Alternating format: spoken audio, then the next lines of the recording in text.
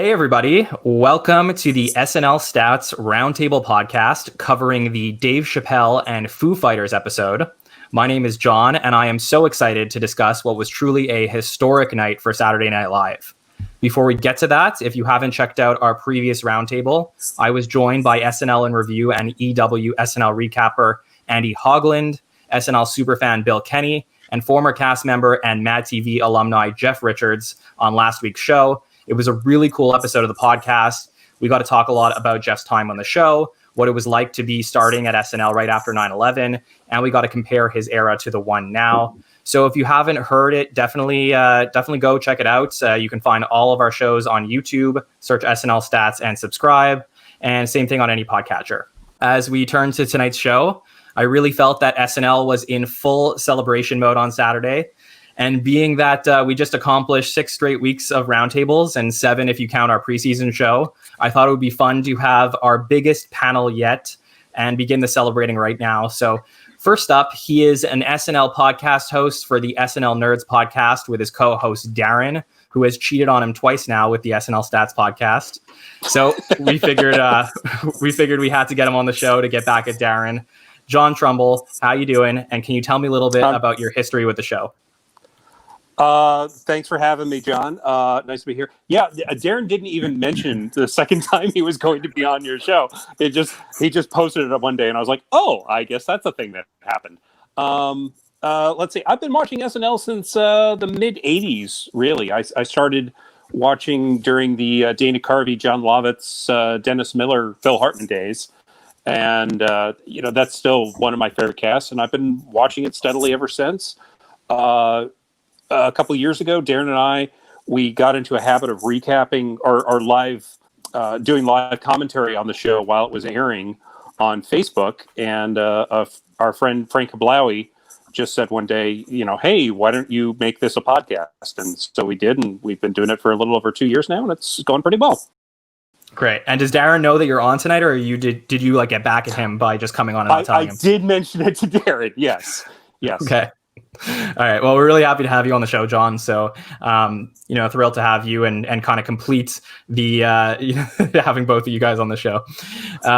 Next up, he is the SNL recapper for the Guardian, where you can read his recaps every single week. Zach Vasquez, welcome to the show. How are you doing? And can you tell us a little bit about your history with the show?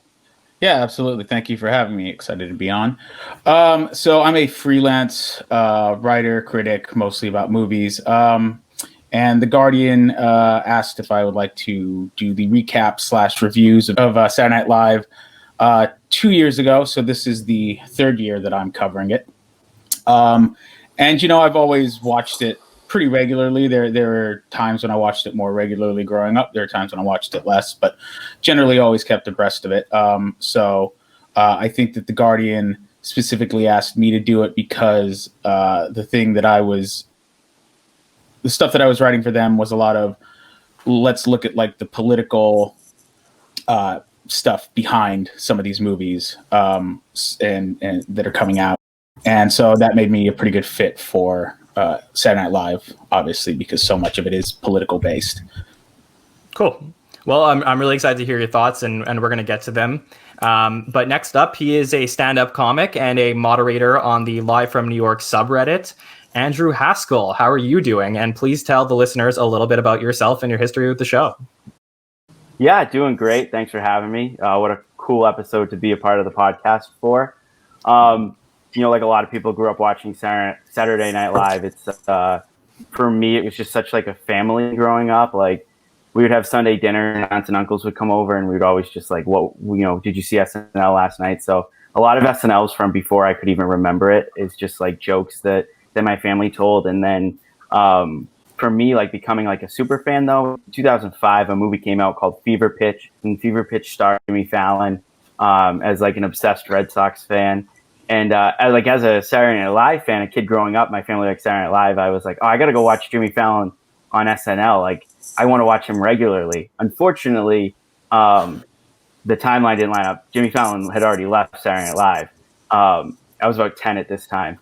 And finding out that he left and I missed his whole run made me want to live every week. So I don't want to miss an episode. So Yeah, I was gonna say when you were saying that you love Jimmy Fallon and you went on to check him out on the show in 2004, I was gonna say, oh, that's a little bit too late.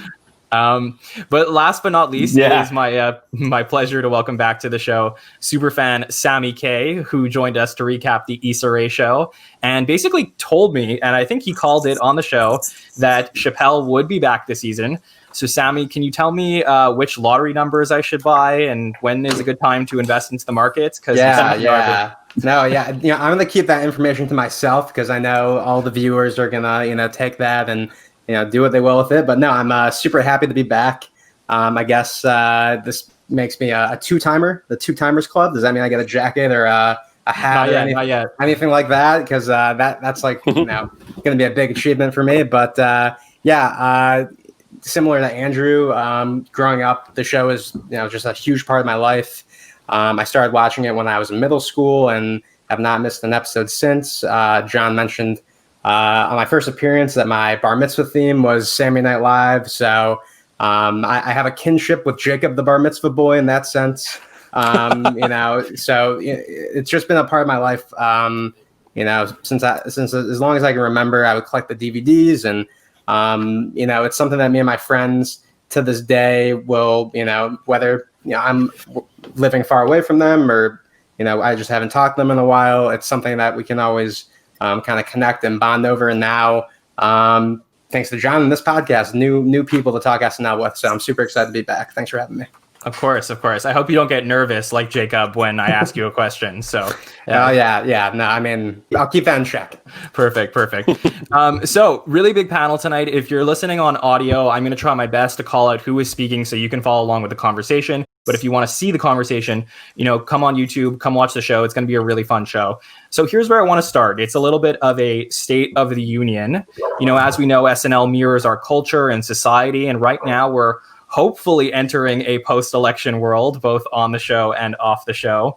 And I want to start the conversation by putting a bow on these 6 episodes, the most episodes SNL has ever done in a row. So I want to talk about what have we thought about the season so far, especially from some of the people that we haven't heard from so far this season.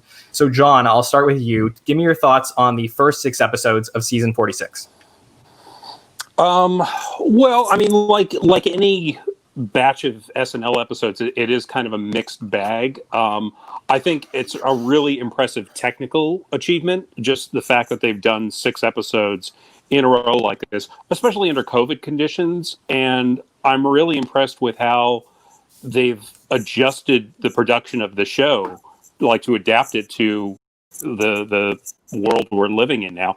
It probably feels very different behind the scenes, but watching the show at home, I forget that they're having to take the precautions that they're having to take. So I'm impressed with them there. Yeah. Yeah, it's been really impressive what they've done. And I'm curious to see if now that they have this break, if there's any changes they're going to make moving forward. Zach, let me bring you in here. Let me hear your thoughts about the first 6 episodes. And I know you mentioned that you definitely look at SNL from a little bit more of a political lens. So give me your thoughts about how they covered this election time. So I haven't been the biggest fan of it so far, especially the political stuff. I think that they are working with a lot of limitations. So, I think that they definitely should be cut some slack and they should be applauded for making it work at all. I think these last 2 or 3 episodes are definitely more of a hit or miss, which is a good thing because I think that those early episodes felt it wasn't that they were missing so much. Like there wasn't a lot of groaners in there. But I just felt like those first 3 episodes had almost nothing too memorable about them. And I feel like SNL can usually pull out like 1 or 2 big laughs, 1 or 2 memorable sketches that people are talking about. And I didn't think that was quite there, those first 3 episodes. But again, they're coming off a really weird hiatus. They're having to readjust. The audience isn't quite the same. And it's the start of a new season, which is always probably going to be a bit, rockier. So in terms of all that, I think that it's definitely been an uptick in the last 3 episodes. However, I do think that the political stuff, the cold open specifically, I'm just gonna say I think it's been bad for 4 years, 5 years. And I don't think that's all their fault. without wanting to get too, real world political about stuff. I think that we are in an era in which it is increasingly difficult to outdo the stuff that we are seeing today. Like, I don't know how you do anything funnier than 4 seasons total landscaping. Like, how do you make fun of that? How do you parody that? I honestly don't think you can. At least from like a sketch perspective, individually, there's been 1 or 2 people who maybe have, but that being said, I do think Kerry was not a great fit for Biden. I think Baldwin has kind of just done the same thing week after week. Rudolph is the perfect person to play Kamala Harris, but I don't necessarily think that Kamala Harris in general lends herself to a lot of big comedy moments. That's not to say that she can't be satirized, she can't be parodied. Certainly she can, but she's not a figure. This was a problem they had with Obama back in the day. It's like it's hard to parody someone who is, doesn't really have too many like silly things about them. And it's equally hard, probably harder, to parody somebody who is so extravagant in the case of Trump.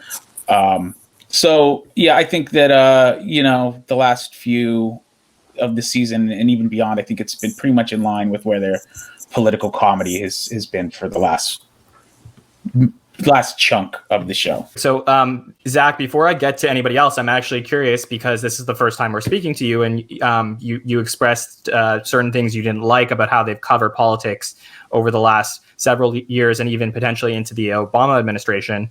Has there been a time in your SNL life where you've actually really enjoyed how they cover politics?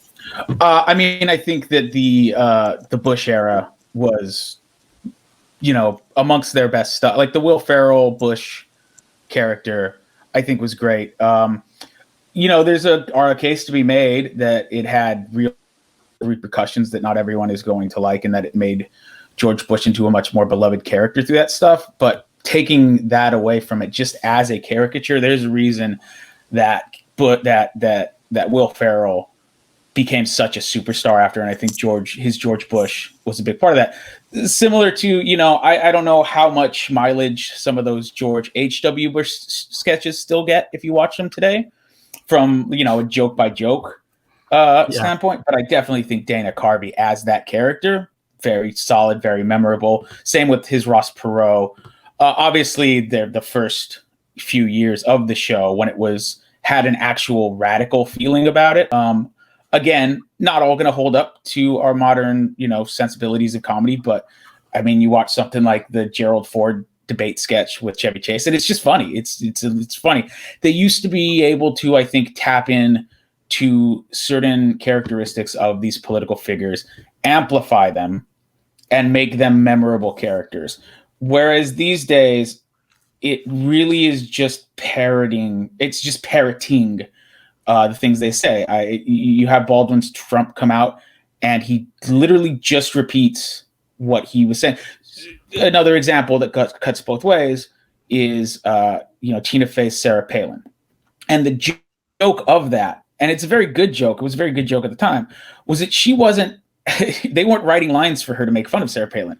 They just had her say the exact thing Sarah Palin said, and the joke was this person is so ridiculous. And this actress is such a good job, partly because she just looks so much like her, but partly because Tina Fey is an incredible performer, that alone gets it over. But the problem is that seems to kind of just be the standard now. The thing that this person said was funny in sometimes a horrible way, sometimes an outrageous way, sometimes a legitimately funny way. Just have them re-say that, maybe throw in a line afterwards. But I don't think it works. I don't think it makes for very memorable sketches. Yeah, and you're certainly not alone in the way that you feel about that. But, a conversation I do want to get into later in the show is how we're going to be moving forward from here now that the election's over. So we'll get to talk about that. But Andrew, let me talk to you. So we haven't heard from you yet. How have you thought about season 46 so far? Yeah, I think ultimately, as we started with 5 straight episodes and then they decided to add a 6th straight episode, it was the question, was this the right decision to do 6 straight episodes? I think the quality of the episodes just kept going up. The Chris Rock premiere, I thought was a little rocky. Pretty much it was just having Saturday Night Live back in Studio 8H was nice. Besides that, it was a rocky episode, and I think they've just been going up from there. I think there was a lot they needed to do, and regardless of how you felt about Jim Carrey's Joe Biden, you had to expose him enough so that the Lehu is off episodes in. If he comes out and does that 1 week in, I don't think you get the payoff as much. So I think you got the 3 best episodes of the season so far have been the last 3 episodes. You got a lot of the election stuff in, and ultimately it was a nice payoff at the end of this 6-episode run. Yeah. And Sammy, we haven't heard from you for the last 3 episodes. So how do you feel about it? Yeah, so just looking back at the season so far, I'll always say that any SNL is better than no SNL, but I do sort of agree with some people on the panel that the season has been a bit of a mixed bag. I do think that the Bill Burr episode and the Mulaney episode are still the standouts for me, even though I do think that Mulaney's episode this season was probably the weakest of his 4 hosting gigs. But, he set such a high bar for himself that, there was bound to be one that didn't outdo the predecessor or live up to the predecessor. But overall, if I could use one word to describe how I've kind of felt about these last couple episodes, is they felt a little empty to me. Empty in the sense of we kind of know and kind of speculate with the COVID protocol that it seems like there are less sketches this episode in particular that we're going to talk about, because of circumstances with the monologue and everything, there were less sketches. But to me, I think SNL is at its best when it's almost, an encapsulation of that feeling of being in New York City, where the show is kind of bursting at the seams with cast members popping in and characters and the host and even cameos, which, as much as people complain about, SNL relies too much on the cameos, specifically with the political stuff, that has been something missing for me this season. Is I think because of COVID, you can't necessarily have whoever's backstage watching the show just to pop in like you used to. So overall, again, I think I'm definitely happy with the fact that SNL is back. But I do think that with the COVID protocols, it has impacted the show in some way, which from a production standpoint, I think it's incredible that they're even able to do it. But part of me thinks, when they do come back, however long they take off in the next couple of weeks, I would like them to kind of not necessarily go back to the drawing board, but think about, maybe we can't do SNL like we did a year ago, where we're going to have a sketch and then a commercial parody and then a sketch and then go to commercial. Maybe we can't do as many sketches live like that, but maybe, we can incorporate some more of the at-home elements, which I really enjoyed, at the end of last season. So overall, I'm happy SNL's back. But I do think there are things that I would like them to kind of do whenever they do come back from what I imagine is going to be a couple weeks of a break. John, I'm going to send it back to you, because one of the things that I was thinking was on Saturday, everybody wakes up in the morning and they hear the news about the election. And obviously, if you are an SNL writer, you're expecting to hear some news probably earlier in the week, and you're anticipating that you're going to get some type of announcement. And most people knew the way that things were trending.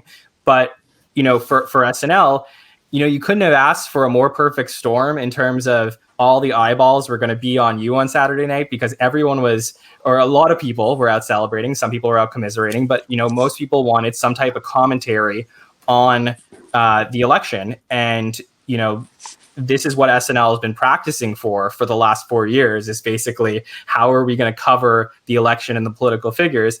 And then the eyes are turning to you on Saturday night. So how do you think that they did with regards to this momentous occasion in the history of SNL? Wow. That's a big question. It's kind of funny because you could could tell like a few other times they were thinking like, oh, this is going to be the last chance that we have to satirize Trump, either because it was the end of a season and they didn't know what was going to happen over the summer, or because of the impeachment, and they thought, oh, well, he's going to be gone while we're on hiatus. So we've already had a few different Trump goodbye sketches where they kind of bring everybody back, like the whole cast of characters they've established for the Trump administration on the show. So in a weird way, this was probably like the fourth or fifth goodbye Trump thing they've done. I feel like it was mostly addressed in Dave Chappelle's monologue, which was pretty good, but I think a bit more meandering than I would have liked. I wish it had been a little more focused, which maybe isn't the most fair criticism because I mean he probably didn't even have a chance to try out any of that material at a club or anything, just considering the short notice that they had with the news. So. It was all right. Could have been better, maybe. Okay. And Zach, what about you? I mean, I'm talking about a momentous occasion, and you said that, you know, you weren't too thrilled with the way they were covering things up until now, but how about this Saturday? Were you like really hyped and excited about the episode and looking forward to what they were going to do, or your expectations were kind of, you know, not as good as they should have been or not as high as they should have been because of what you've seen so far? I mean, I definitely tempered my expectations as far as the political stuff. Because again, I just don't know who's really capable of properly satirizing stuff. That being said, the show coming out the night of the election results after 5 days of just excruciating limbo, like you said, everyone knew which way it was going, but just that sense of relief still made it very much like, okay, even if I weren't covering this, I would still really want to tune in just to see.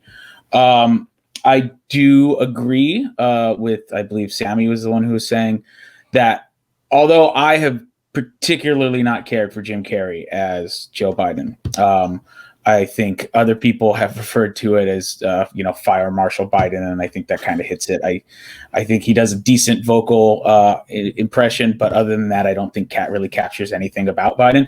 I will all say, to agree with Sammy, that the catharsis when he does the loser thing was very good, and the build up to that I think was, for as much as whatever my problems with him were, that moment felt legitimately cathartic, and the build up to it of him being on the show was necessary for that. I was hoping against hope that the entire cold open would just be Baldwin playing some song on the piano. So the fact that we got any callback to that made me very happy. And I think them going with Macho Man was very funny. I thought that was the best part of the cold open. So yeah, I think, they did it. They definitely exceeded my expectations for sure. And then I agree with John that Chappelle, who, is great, a great comedian, it felt a little, it was more of a mixed monologue. I appreciate that he was raw about a lot of things. But I do think some of those jokes falling flat were a result of, I think the same was true of Mulaney's the week before. They just felt like, these would probably be stronger if you could workshop them. You can't, so, definitely cut some slack on that. But I think with Chappelle's, it was kind of highlighted by the fact that he then did the thing. Bill Burr did it as well, but Burr's actually got like these reactions where then he went like, "Oh, don't give me that, you're woke" stuff.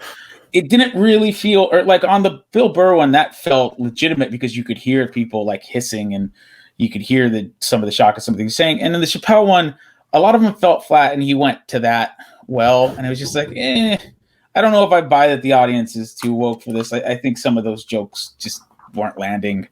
So that kind of took away from it. But like I said, other stuff in that monologue worked really well. And, Chappelle's someone who, even when he's not necessarily landing everything, is still very interesting to watch. So overall, I think it was a mixed bag as far as the opening of it, but trending towards the positive, definitely. Yeah, that's good to hear. And Andrew, let me bring you in because my favorite thing about SNL, and this has been something that I feel like other panelists have expressed over the time that we've been doing the podcast this season, is people love it when SNL is meta. So we were talking about that moment where you see Trump on the piano, and it's like everyone knew that if you didn't do this right now, like have it that moment with him on the piano, it was going to be a really big missed opportunity. And I want to highlight the point in the goodnights where Baldwin is holding a sign that says "You're welcome," and to me is that there's two ways to look at that. It could possibly be a "You're welcome" Trump for playing you in this way like a buffoon and then potentially helping you lose this election, or it could be "You're welcome" for playing to all the SNL fans for playing Trump for these 4 years. So it's an interesting perspective to kind of look at that. But Andrew, I want to bring your perspective in as someone who's seen every episode of SNL there ever is. How did you feel about this historic episode? So first, I think I need to go back and watch this episode a few more times, because if I never see a Notre Dame football game again, I will be a very happy person. I think the delay in the election results gave us, it was Wolf Blitzer, Beck Bennett's Wolf Blitzer, and Alex Moffat's John King, no matter what ended up happening Saturday morning. So they kept that bit in. But I think for 4 years, I was always just expecting that when and if Trump lost, we were going to get a message from the White House. Alec Baldwin was going to enter as Trump, and there was going to be that moment of just like almost nervous laughter of like, wow, he lost. What is SNL going to say about him? But I really just needed a victory lap. The SNL Instagram posted a picture of him holding the sign as Trump.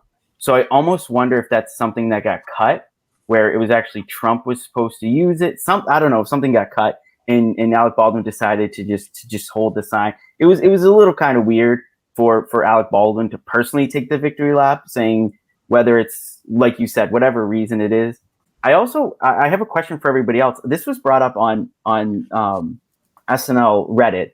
I don't know if other people got different versions of SNL as it started later in the night. I know NBC-owned affiliates started only with like a 20-minute delay. As Trump is going to the piano, somebody says hi, and it appears that it's Kate McKinnon, and it appears that it's almost her Hillary, but we don't get any visual of her, and I don't know if there's a camera mistake where they missed her getting up from the piano, but in the version that I watched, you don't see anything, you just hear her. If they miss it, that's a big opportunity just to get it all back. But in the moment, I wanted a little bit more of a victory lap. Okay. I don't know if anybody wants to comment on that. Did anybody see a Hillary impression somewhere in there? No. Yeah, that would have been a good idea. I mean, mine, similar to everyone else, mine was delayed the episode. So I don't know if with the delay it had changed anything. Yeah. And for those who are wondering, SNL has been delayed many times due to sporting events, so it's not completely unusual. I know that there was a point maybe in the early 2000s where Lorne called NBC, rumor has it, and said, no matter what happens, SNL has to come on at 11:30. But obviously for people who are interested in the sporting event, there's not much you can do about that. It's not like it could be one of those things where one sport is going late and then you move SNL to ESPN2. Like that doesn't happen with SNL. You can't move it to NBC Sports Network or move the game to Sports Network and put SNL on NBC. So it is what it is, but it's one of those things that, the hype was there and hopefully people stayed up and still watched the show. So I think that's a really good point, Andrew. Sammy, I want to talk to you a little bit about moving forward from here. So where are we going to go? We probably, we've done 6 episodes this season. We probably have maybe something like 15 episodes left to go throughout the year. I assume either 3 or 4 before Christmas. Tell me a little bit about where we're going to turn to now that we're in this like post-election era. Are we going to get back to SNL being a little bit less political, or is just politics going to continue to, run SNL?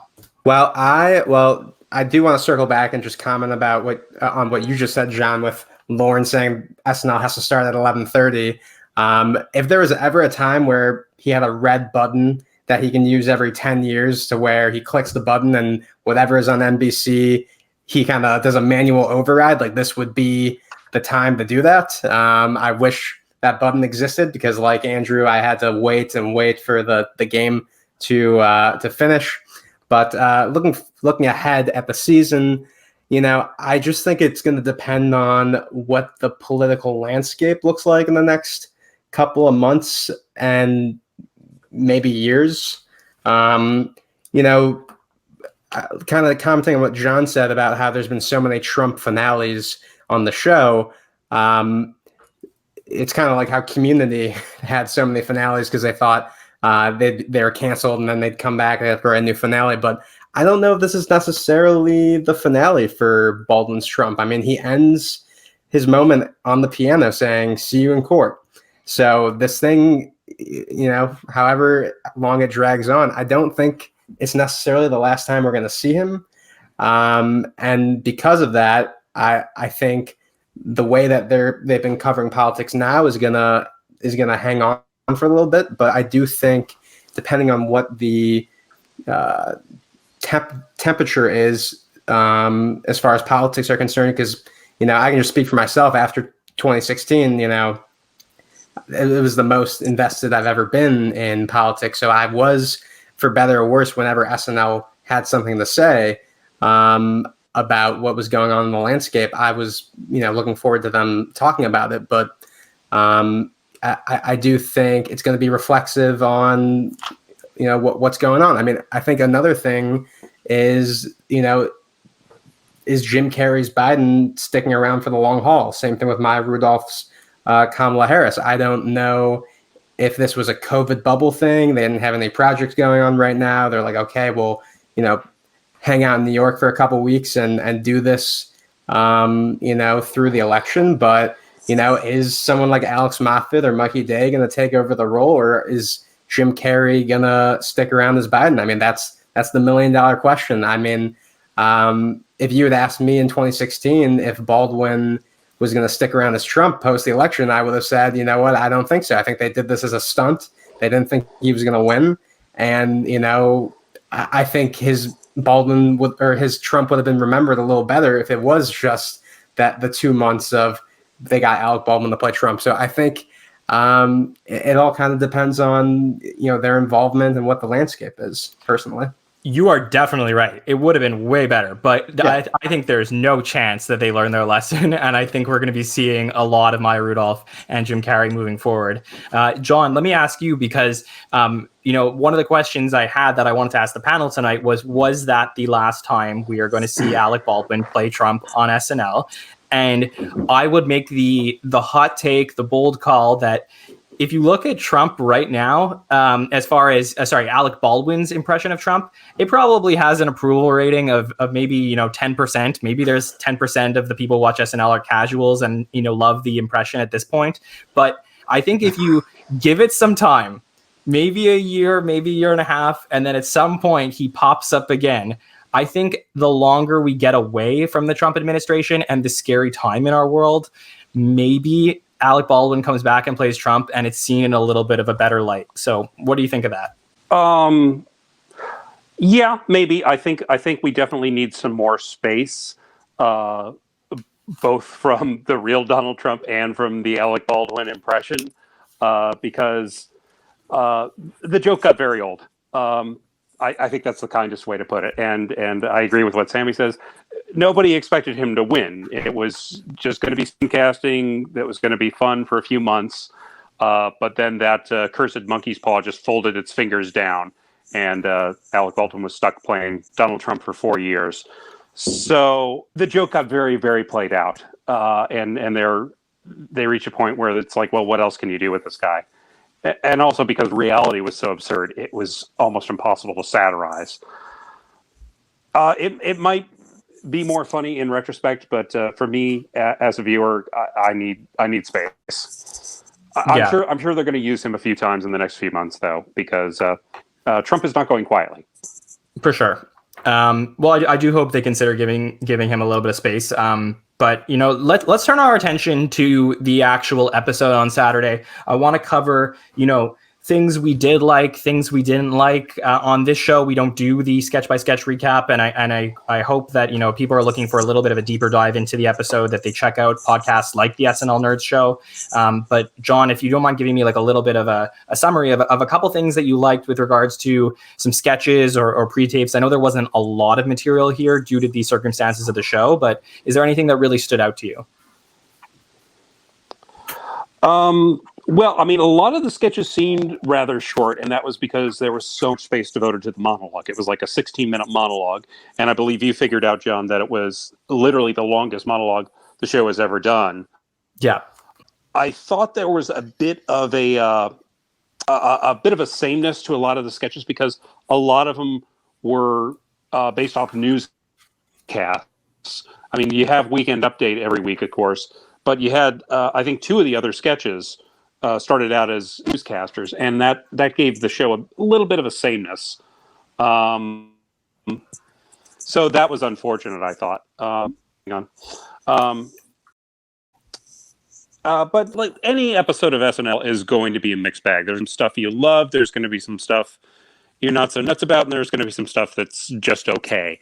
And I find the stuff that's just okay or not so good tends to fade in the memory, and you only really remember the really good things, like a few weeks on, but especially a few years on. Yeah, definitely. Zach, what about you? I mean, I know you mainly cover the politics or enjoy, talking about that the most, but what about besides that? Was there anything that you liked or really didn't?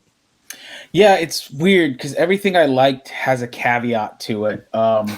But which I don't mean to be the person who's just super negative.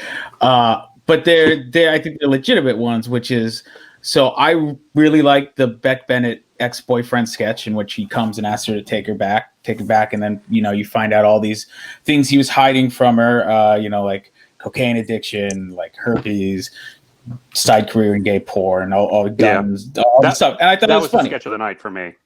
You see, it was for me, but okay. And here's the thing: I think that SNL does those sketches very well. I've used this term in my write-ups probably one too many times, but the ratcheting weirdness sketches, where it's just like bang, bang, bang, joke, joke, joke, crazy, crazy, crazy, crazy. I always really like those sketches, and I really like this one. And then it was pointed out afterwards, and I'm mad at myself for not catching this because, I mean, I'm a giant Mr. Show fan. That sketch is kind of a straight ripoff of a very good Mr. Show sketch, in which a couple is out at dinner, and it's Bob Odenkirk's boyfriend.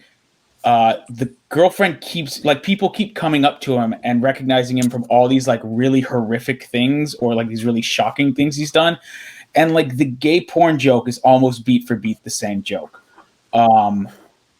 And that, I'm not saying that they intentionally stole it, comedy especially is a case of a lot of times, obviously, people coming to the same joke because it's, sometimes an obvious one, or just two people having the same ideas certainly happens, or a case of someone seeing that, that sketch has to be over 20 years old at this point, forgetting it and writing it. So I'm not accusing anything of like plagiarism or theft, but it does kind of, take the guild off the lily a little bit for me. That being said, it doesn't take away from the performance of the actors in that. I think Beck Bennett is a guy who is probably the most underutilized guy in the cast. He's definitely a utility player, but I think he kind of has a Chris Parnell thing about him that I hope once he gets away from SNL a little bit, he can kind of flourish in supporting roles, because I think he's actually has a certain weirdness and magnetism to him that I think is kind of underexplored, but comes out in sketches like this. So another one that I liked, but just the caveat is the OJ Trump chase is a really funny idea on paper. But it's over before it begins. It's literally what it feels like. They just went, hey, that's a funny idea. Literally just say the idea and that's it. And with Chappelle, who's done really funny stuff on OJ in the past, a couple sketches, some stand-up bits, that felt like his idea that they just didn't have time for. So I understand that they ran long, especially because it was a monologue. I wish that sketch had been given a little more time.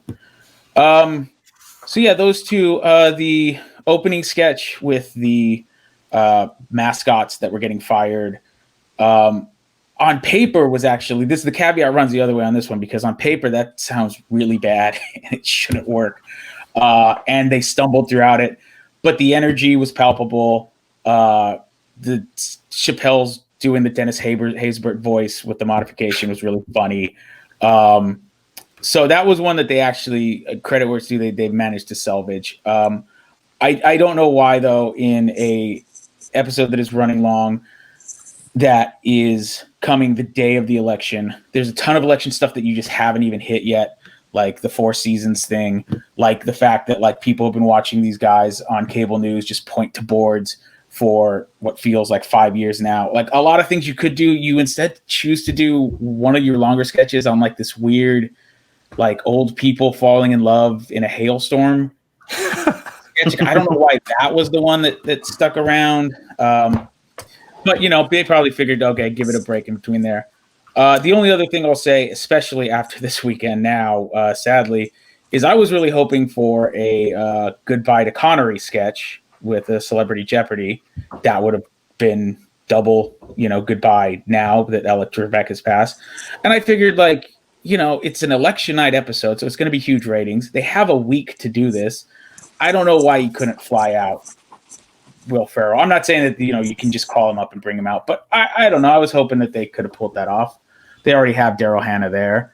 So I was a little disappointed we didn't get that. Maybe we'll get one that's a double goodbye for both of them when we return. I would really like that. But yeah, I wouldn't be shocked by that, Zach, honestly. Mm-hmm. I do think obviously the Trebek news came out on Sunday morning. So it's possible that now they have even more incentive, but I think you make a very good point. But it was interesting because you're going through some of the sketches, and I know we haven't gone to Andrew and Sammy yet, and we will in a minute to hear their thoughts on the episode. But I was waiting to see who was going to bring up this Uncle Ben sketch, because for me, this was my like highlight of the night, and I know that there are, you know, Zach, you mentioned that things that they could have done, and you're so right. You know, if you guys are watching the stream in the background, I was going to put the Four Seasons and I was going to do that. But, you know, like the thing is there's so much to cover, and it was such a busy night. But the thing for me is I'm watching this cold open, and, you know, it's all they're hitting all the beats that I expect them to hit. And then Dave does this, you know, incredibly long historic monologue. And then they go into this sketch, which really felt to me in this Uncle Ben sketch like an old school SNL sketch, where you have the host actually introducing the sketch, and then he comes into it later.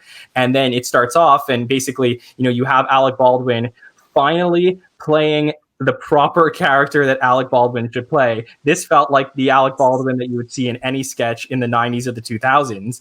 And, you know, for all our issues with Maya Rudolph and Jim Carrey and Alec Baldwin taking roles in sketches, for Maya Rudolph to give the "I'm Aunt Jemima" line, I was like rolling, because it just, you know, there's nobody on the cast, maybe besides Keenan, that could just deliver one line in a sketch and just have people rolling. And I feel like that's kind of what's missing in the cast nowadays. But I do want to talk about the cast a little bit more in just a bit.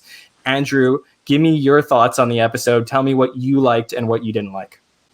Yeah, that Maya Rudolph line, again, that's like the payoff to having them throughout all this, is to get a line like that. Looking through the sketches in the list and stuff, my theory is originally Dave Chappelle either did not want to host this episode or was not available to host this episode, and they told him, "Hey, come on in. We need you to do the monologue," because a host doesn't show up in a pre-tape. That's normal. This isn't in the open or weekend update. That's normal. Maybe they miss a sketch throughout, but really the host in almost every sketch. So. And then there was, you know, throughout the week, he wasn't in New York. I don't know if he had some shows elsewhere or something. But so to me, I kind of had the theory that he probably wasn't able, and they said, "We'll make it work." But like I said, looking at this list of sketches, going back, when I rewatched this episode years from now, I think it's going to be an episode that I remember more fondly. I think you had the big delay. You had kind of the big payoff with the cold open. You had that super long monologue.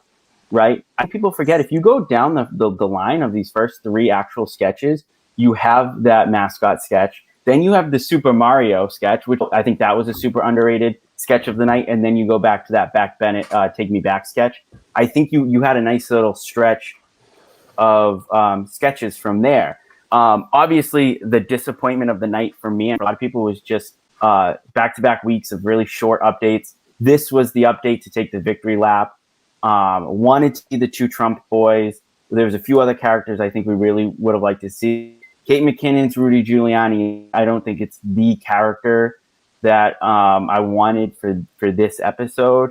And then, the back half of the episode, you have the hailstorm and then the news stuff. Like I said, it just seemed like how short that O.J. Simpson sketch was. Feels like they just threw something together in there to get Chappelle in the second half of the show.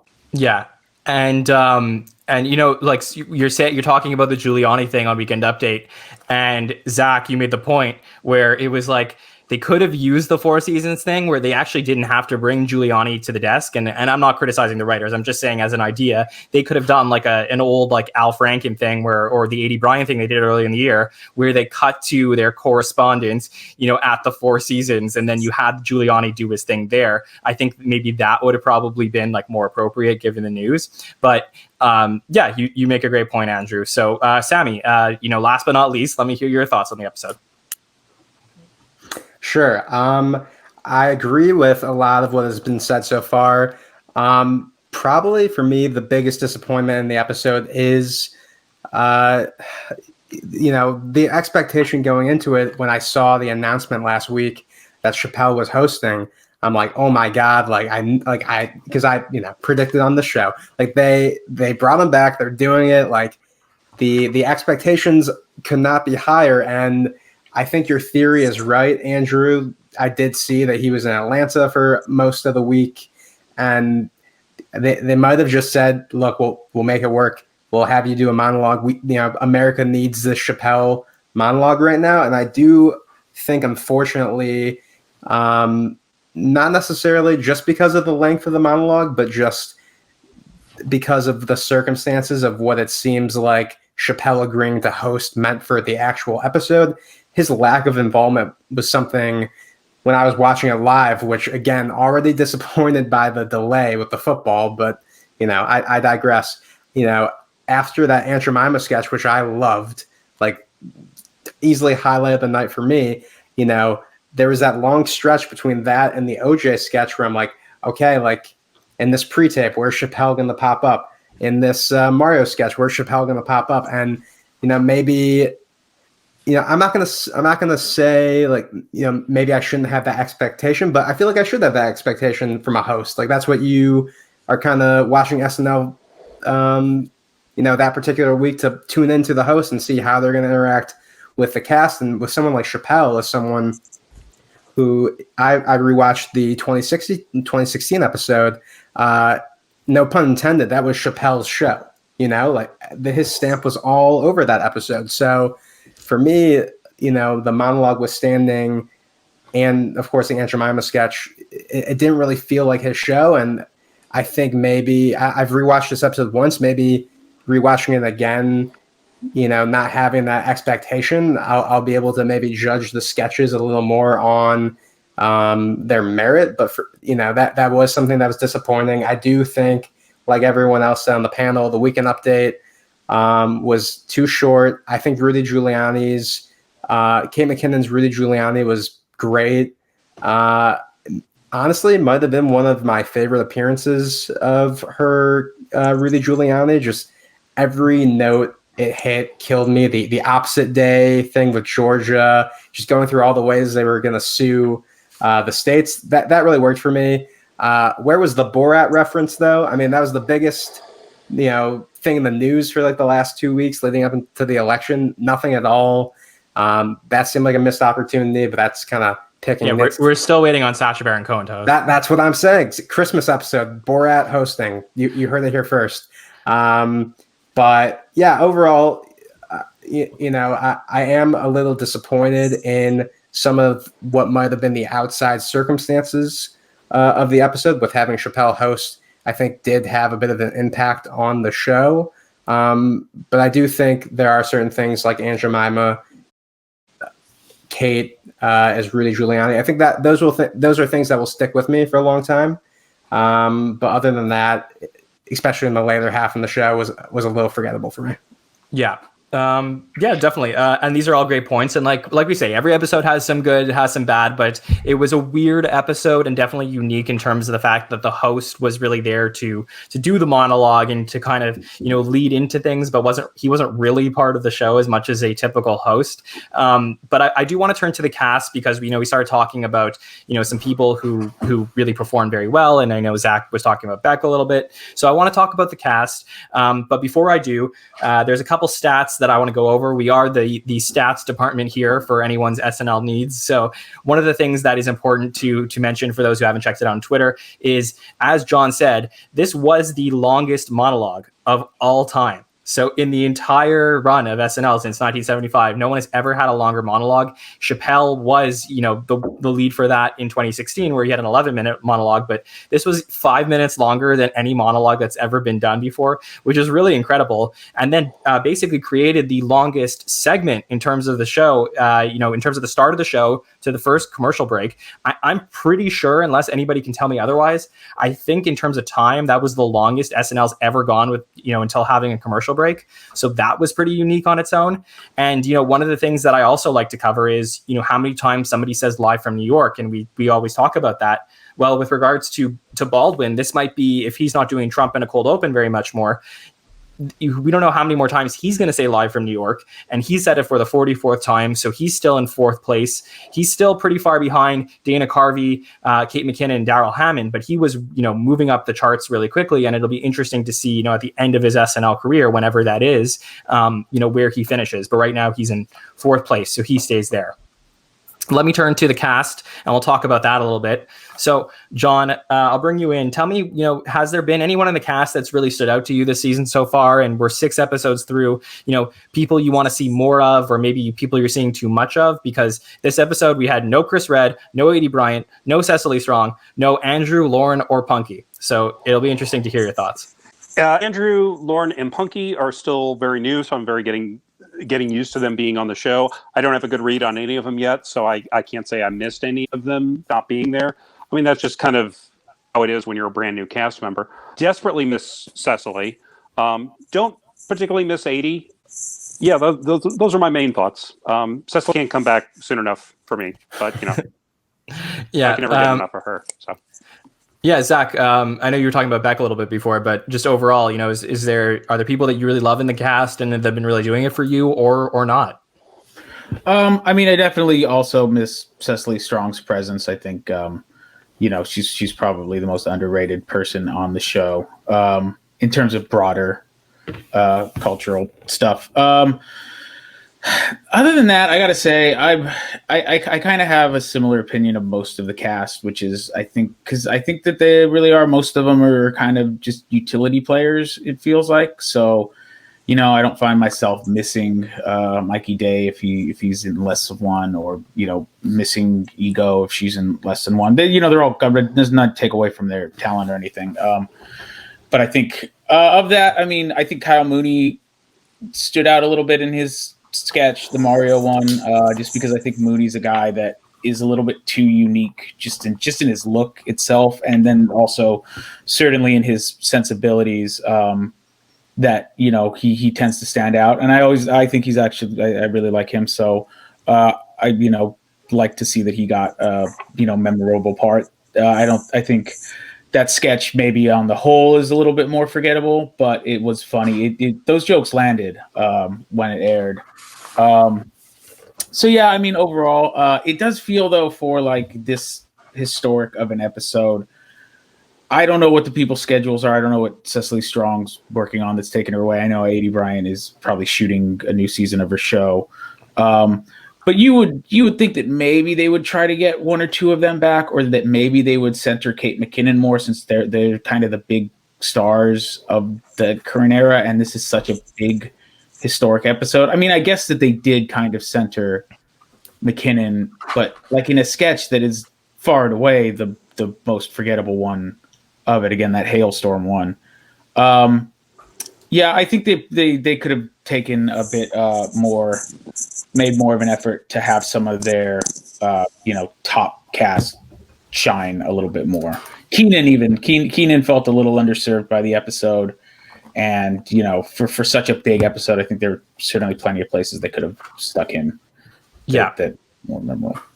Yeah, definitely. And I'm just going to put on the screen, quickly, one of the things that I've been covering in the last few episodes, which is the screen time of the cast members actually being there. And, you mentioned Kate McKinnon, and Kate has actually had the most screen time this season. So it is a good point that Kate should have the most, considering her role and history on the show. But I don't want to dive too deep because I know that the numbers, can get a little bit confusing for those on a podcast. And I'm actually going to be doing a deep dive with the creator of the screen time. Like Andrew, I found this guy on the Live from New York Reddit. He often posts the cast members' screen time and power rankings from each episode. His name is Mike Murray, and we'll be doing an interview talking about specific screen time and the analytics behind how each cast member are doing and compare them to other eras of the show. So tune in for that next week during our first off week, where we'll have a full interview with him. But Andrew, let me go back to you. So tell me a little bit about, cast members you think are doing well, cast members you think aren't, and how you're feeling. Just like Cecily, I think her project, as we've read, is in Canada. So she is she can't jump back and forth. It's a huge loss for the show. They were able to green screen her in once on like a pre-tape thing, but besides that, I think they're missing Cecily, but that is what it is. I think allowing her to go do that was the best move in the long run, as opposed to maybe moving on from her like they've done with other cast members. I was thinking about this week, especially watching this episode. I'm a huge Alex Moffat fan. And I'm a huge Mikey Day fan, and it hit me kind of this week. They're kind of two sides of the same former cast member. I think Mikey Day has taken the role that Taran Killam was seasons 39, 40, and 41. Alex Moffat, on the other hand, is kind of stuck playing what Taran Killam was pre-season 39. He's kind of stuck behind the Jason Sudeikis, Bill Hader, Andy Samberg of this cast, which is Beck Ben Mooney and Mikey Day. So I've kind of stopped worrying about where Alex stands. I think we're going to see a lot more Alex Moffat. I think he's one of those guys, especially on Update. You give him a 2.5 minutes, 3 minutes, he's going to kill it. The biggest disappointment for me, though, is I think the future quarterback of SNL is Heidi Gardner, and I think she has hit the point in her tenure at SNL, and she's hit that level where when she's not a big part of the show, it's starting to become noticeable. So I would just say that was the biggest disappointment for me, seeing her center stage as much. Yeah, definitely. We love Heidi, so we definitely want to see her in that, in everything a little bit more. And Sammy, give us your thoughts on the cast and how you're feeling. Sure. Well, I just want to first say, Andrew, I really like that take you have about Alex Moffat and Mikey. Alex Moffat, I have this written down as, for me, someone who I would like to see a lot more, but I do agree with your theory that once Beck and Kyle leave, he will have more of a place on the show. I do want to take a second to recommend a movie I just watched with Alex Moffat last night called The Opening Act. It's a movie about stand-up. He's like the second lead in it. It's fantastic. He steals the movie. But if SNL doesn't watch themselves, he might, leave the show and do more projects like that. So I hope that doesn't happen. I think Ego is someone who did stand out to me in this episode. Although I do think, particularly in this episode, she was kind of playing the straight man, straight woman in all three sketches. And I would like to see a little bit more of a kind of a range from her. I don't know if she has, kind of a wacky character in her, like a Kristen Wiig, but would love to see her play against type in that regard. Chloe Fineman is someone I wish was in the episode a little more. She has stood out to me a ton, especially in those at-home episodes last season. I saw on her Instagram that she had done an impression this week of, I don't know if you guys saw Trump's spiritual advisor floating around on Twitter, but it was an incredible impression. And when she posted it, I'm like, well, okay, well, I hope she is going to do it on the show, and not just using it on her Instagram. And, lo and behold, it wasn't on the show. So that was a bit of a disappointment for me. I think it just goes back to my sentiment at the start of this episode, where the shows just feel a little empty. I know a lot of the cast isn't around, but even if that is the case, I think they should take a page from the SNL at Home playbook. Do a Zoom sketch. Doesn't have to be every episode, but do a Zoom sketch where you do have maybe not the whole cast, but it could even be a meta sort of thing where, and I think they did this during the At Home episodes where they started the show and they were all on Zoom together, something like that, where you don't have to do a whole sketch around it, but I would like to have their presence be felt, because I think there is going to be a point in the season where Kate leaves.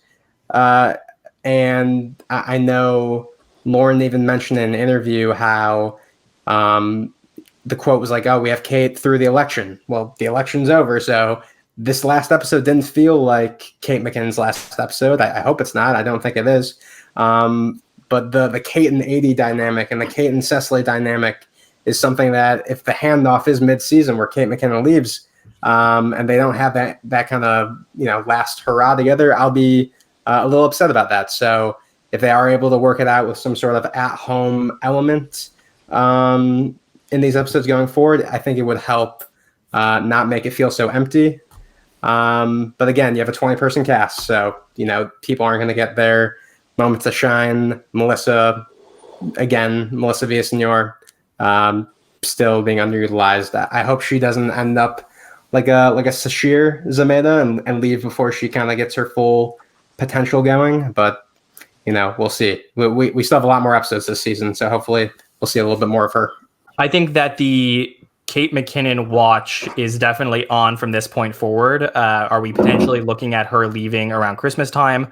I'm not sure. So that's going to be something that I want to watch. But what I want to kind of turn to in one of our last segments of the night is, tell me, we went through 6 episodes in a row. We're now taking a break, and this is the first break that SNL gets, into their season. I want to hear from one of you one recommendation. If Lauren Michaels called you and said, like, hey, what are your thoughts on the show moving forward that we should do for the rest of season 46? I want to go around the round table, and I want you to each give me something that you would like to see moving forward.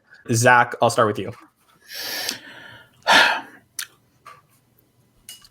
I would say, moving forward after the inauguration, assuming that you have, just by necessity, you have less Trump to deal with. Amplify your cast, have them have them turn public figures, whoever they're going to be in the cold opens, whether they stick with political figures. It's not like there's going to be any lack of those to go, even with Trump gone. Whether it's kind of moving just towards a general, like, okay, what celebrities in the news now if Trump isn't? I would say put an emphasis on less direct quoting of these people and more on taking like a nugget of their personality or a thing of their circumstance and building an actual character around it, or even just taking them and putting them in a different situation. Kanye West is doing something one week. Don't just have Kanye West saying the thing he's saying. Put Kanye West in hell, or put Kanye West in, on whatever the other news story is. On like if there's an airline news story that we put Kanye there, mix things around. Don't just be content to, here's a Fox News episode, quote them here, here's Kanye on Twitter. I don't know. Just try to be more creative with those cold opens. Not everything's going to work, but at least you're trying something different, and with that being said, though, not game shows. Don't go back. Because for a while, that was what they were doing. Like, oh, it's Trump on whatever game show. And it's like, okay, that's not really changing anything. So that would be if I could just say that. Okay. No, that's great. That's great. That's exactly what we want. So, Andrew, tell me what you think. What do you want to recommend to the show moving forward? My recommendation is more game shows. No, I'm just kidding. I think I think you're in a position. You just had your big episode. You had Chappelle after the election.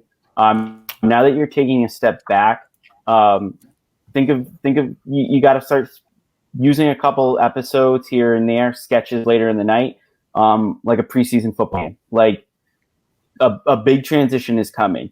Kate might be gone by the end of the year. Cecily, 80, Beck, Kyle, Pete, Jost, Shay, they're all either at the end. They've already passed their first contract, or they're coming up at the end of their contract. You have a big transition that's coming.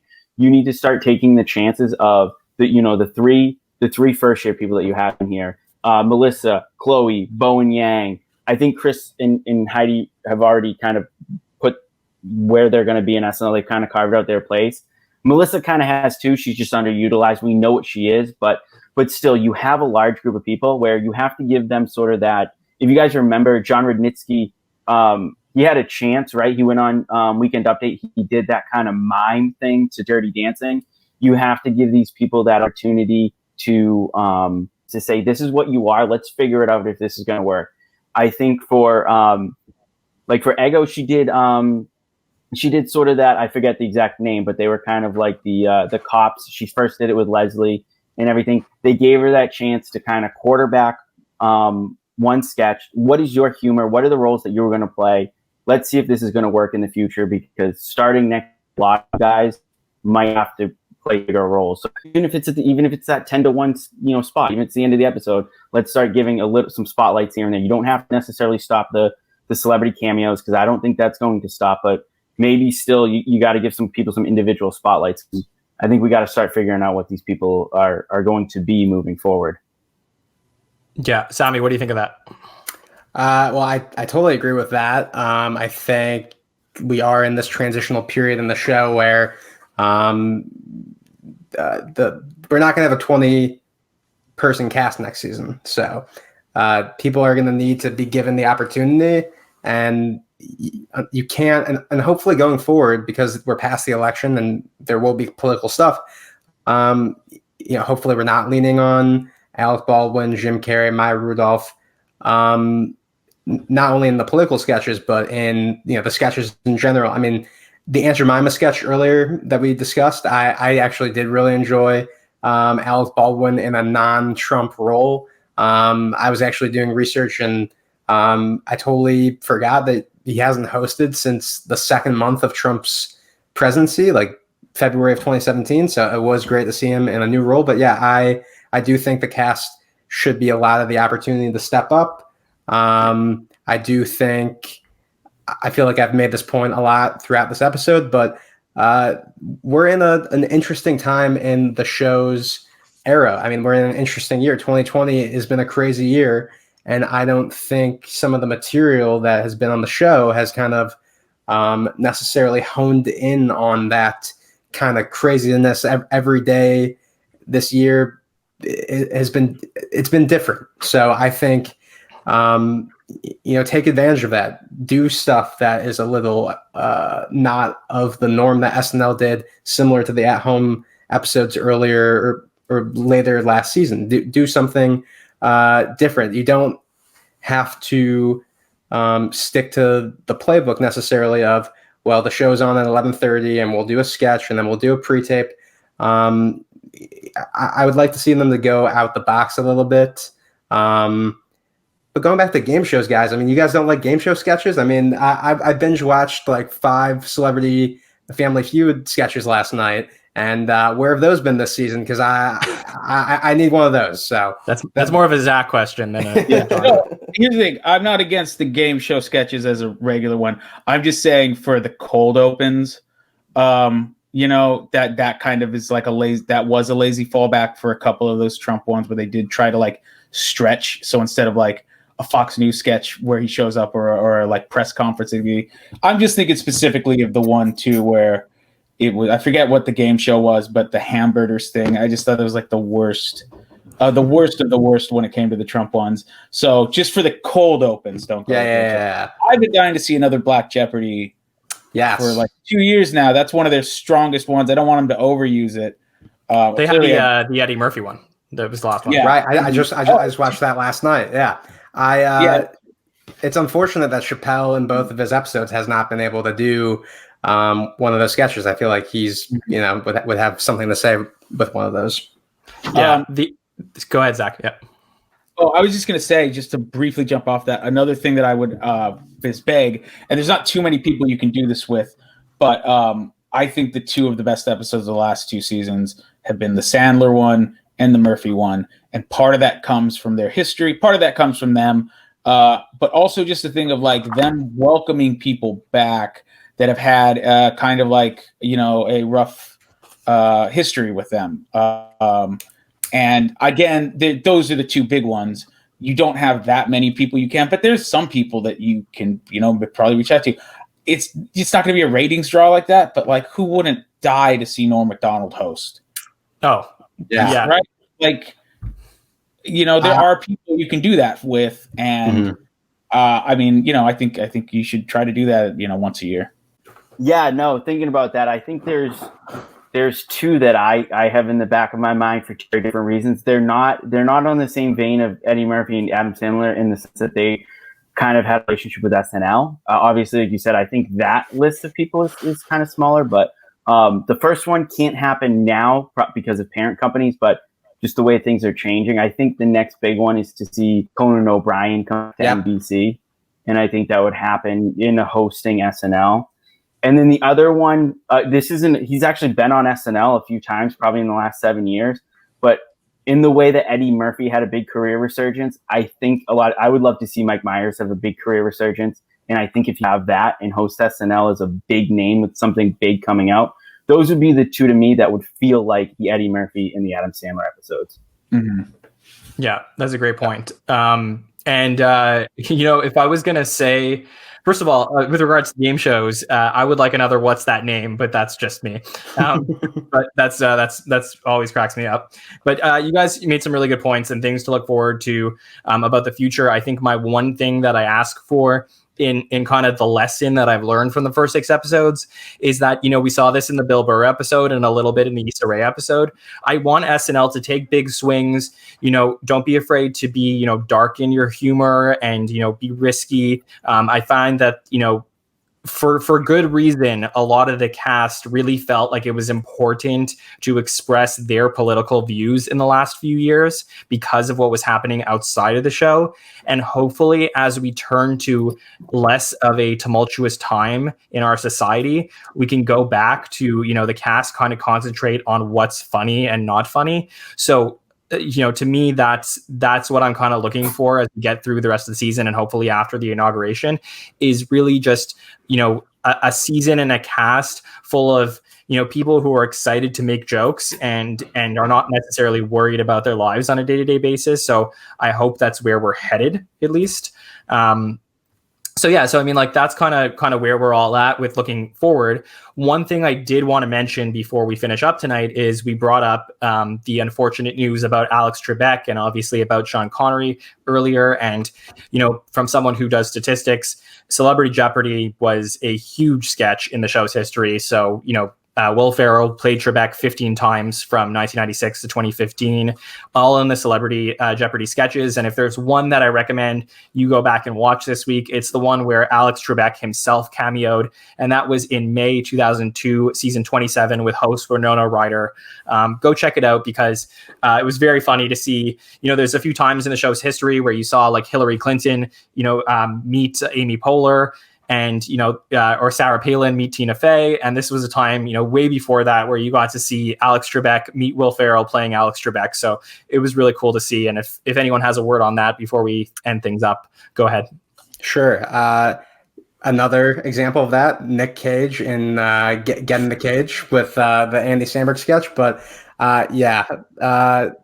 it was awful news to wake up to on Sunday, especially after the high that was Saturday. I am curious to see how they plan on, or if they will honor that legacy in some sort of way. I mean, the first thing that comes to mind is get Daryl Hammond back, get Will Ferrell back, even get Norm Macdonald back as Burt Reynolds, who also recently passed away.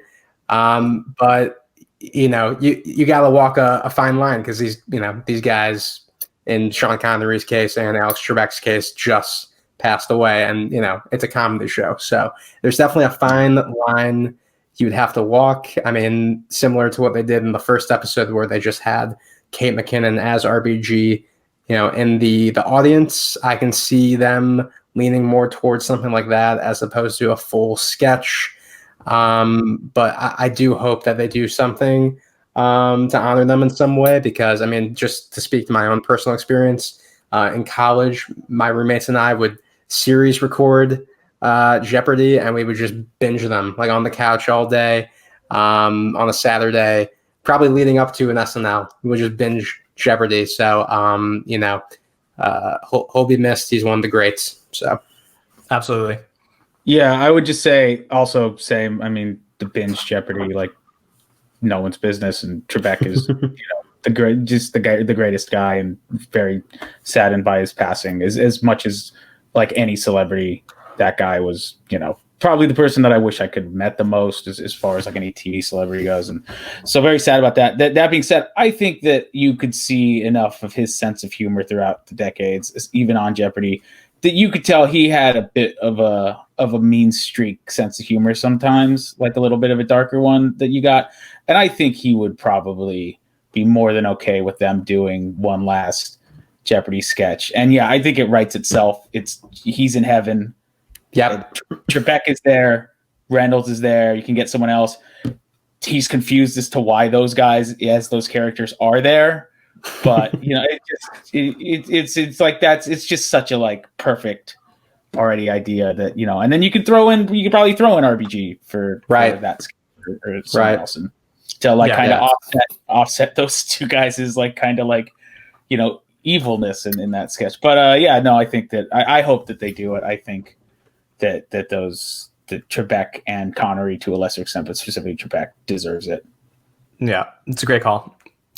And then also, I mean, I do want to say, as a fellow Canadian, for sure, we're definitely hurting to hear about Trebek. So may he rest in peace.